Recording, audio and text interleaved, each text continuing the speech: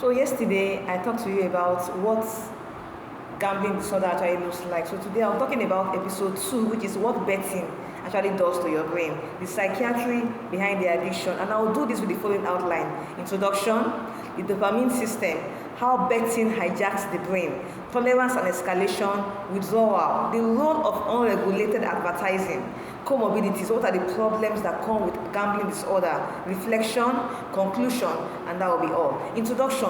Yesterday I told you about what gambling disorder looks like. Okay, today I want to tell you why it happens, because understanding the neuroscience of addiction, understanding the neuroscience of gambling disorder is what separates punishment from compassion. It's what separates commitment from showing empathy to them. And that compassion, that empathy is what will actually drive and lead to proper recovery. So, the dopamine system.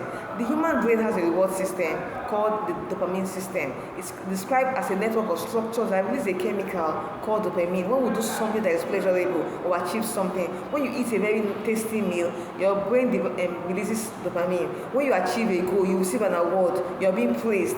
You do something that is very okay, and you get an achievement, your brain releases amounts of dopamine. These activities release dopamine and make us feel good. Okay, the brain remembers this feeling. Whenever the brain remembers the things that you do that make it feel good, the brain stores them in its archive and remembers the feeling and continue to motivate you to repeat that same behavior. So gambling comes, hijacks the reward pathway of the brain, hijacks that dopamine system, and completely and also in a very powerful manner. So how does betting hijack the brain? Firstly, when a person places a bet, even before that result is out, the brain begins to release dopamine in anticipation for the win that is going to be expected, because the person is actually placing that bet to win and not to lose. So the brain begins to release dopamine in anticipation of the win. The excitement of not even knowing the outcome in itself is also rewarding. When they win, large amounts of dopamine flood the brain. The reward is intense and it's also immediate. But here is the caption. Here is a very, very critical point. When there is a near miss will produce almost the same amount of dopamine as when the person actually wins the bet. So now people will be chasing losses because of this. The brain interprets almost winning as a signal to keep trying harder. That's why you see people chasing their losses. When they place 500 naira and they win 1,000 and they now bet that 1,000 naira again and now lose, they now say, they want to look for more money, they're going to keep betting and begging to make that loss. Meanwhile, as they are betting, they don't even know when to quit, they don't even know when to stop. They keep betting and keep making more and more losses. So now let's look at what actually happens in that scenario. Now, as they're testing those losses, the brain will be telling them, you are so close, you were so close, try again, try harder, try again, try harder. So now, tolerance and escalation.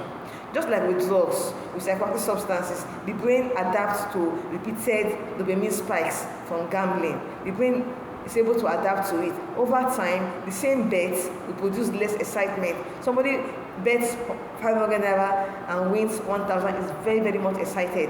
By the time he bets 500 naira again, and he wins again, and maybe he still wins that same 1,000 naira, you will notice that the same amount of excitement that he gets this time around is now less than the one he got the previous time. So he will now be motivated or feel wanting to bet higher amounts of money so that he can get the same amount of excitement, same amount of pleasure and good that he felt from the initial one. That's what we call tolerance. And it drives escalation from small bets to life-changing amounts. They start borrowing money, taking loans, just to be able to get the same kind of excitement that they got at the previous onset. So withdrawal. When a person with a gambling disorder says, I'm tired, I actually want to stop, the brain is already accustomed, gotten used to regular dopamine spikes, now goes into a deficit state. The person now feels flat, very irritable, easily anxious, restless. They cannot even enjoy normal activities. They hear that somebody who has been looking for a child has given birth, everybody is happy. They don't even feel that joy. They just go into a deficit state. They cannot enjoy normal activities. This is withdrawal, and it's a very powerful driver of relapse. So the role of unregulated advertising. You see, betting companies, they understand the neuroscience of addiction, they understand the neuroscience of gambling disorder, and they use it deliberately and intentionally. Odds boosts, limited time offers, free bets, near miss simulations in casino games, all of this, they bring them all these offers, all these kind of promos, just to entice young people to keep putting in and keep plugging them into the system and making it difficult for many of them that have been hooked to actually come out. All of these are designed to exploit the people's dopamine reward system. They are not selling entertainment, they are actually engineering addiction. But in Nigeria today, they even do it with no regulation whatsoever compared to what we have in other countries. In other countries, they are actually properly regulated. So what are the comorbidities? What are the problems that come with gambling disorder? Okay, there are so many problems that come when somebody has a gambling disorder. There are so many problems that can come with it. First of all, people can have depression. The shame, the financial loss and embarrassment may drive them into having severe depressive episodes. And also, anxiety disorders, constant financial stress, constant financial secrecy, having to hide to bed, having to go to the back of the toilet, having to lie, having to hide from your children, having to hide from your spouse, having to just keep telling lies. You tell one lie, so you need to tell two more lies to cover the previous lie. You keep doing that in circles and circles because constant anxiety, okay, even suicidal ideation. Gambling disorder has one of the highest suicide rates among all the addictions.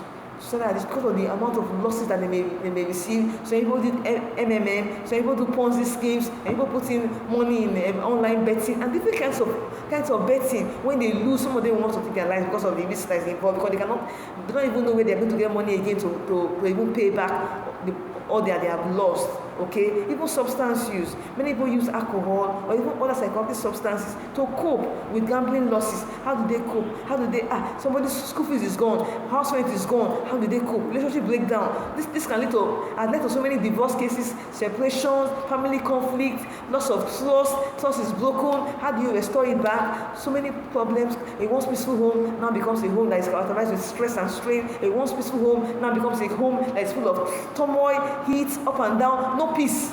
Okay, so if you have been asking yourself, why can't they just stop? Why can't they just stop? You think it's easy? It's not that easy. I hope this episode has been able to give you parts of that answer. Their brain has been rewired. So it's not a choice that they are making against their family members. It's not a choice that they are even making against you. It's a medical condition that actually requires treatment. It's not shame, and it does not work by giving them ultimatums. I'm giving you 1 week to either stop this thing or leave my house. I'm giving you 7 days to either stop this or leave my house. No. At Thriving Minds Mental Health, we provide clinical assessments and treatment planning for gambling disorder and other behavioral addictions. We also support families who are trying to understand and help their loved ones. Sometimes, one conversation with the psychiatrist will give a family the clarity that they need to take their very next step. The link is in my bio. Tomorrow, we'll talk about the final episode, which is, should Nigeria regulate betting advertising? My honest answer as a psychiatrist, you get that tomorrow. Thank you very much for staying with me. My name is Dr. Helen, psychiatrist on Thriving Minds Mental Health. Thank you.